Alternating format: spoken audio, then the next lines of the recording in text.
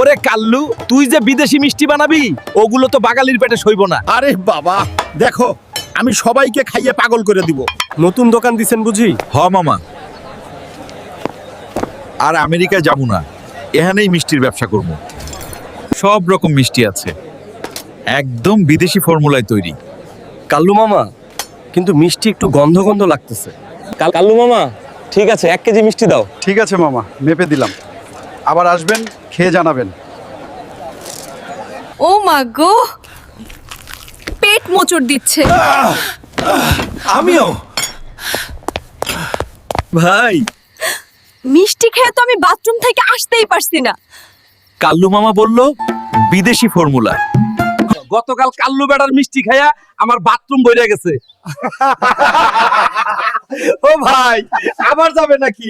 ওই কাল্লুকে ধর, আমাদের পেট খারাপ করে দিয়েছে। আরে রাখেন মিয়ারা, বাংলার পেটে কি সয় না? কথা দিলাম, যান এবার দেশি ফর্মুলা বানাবো।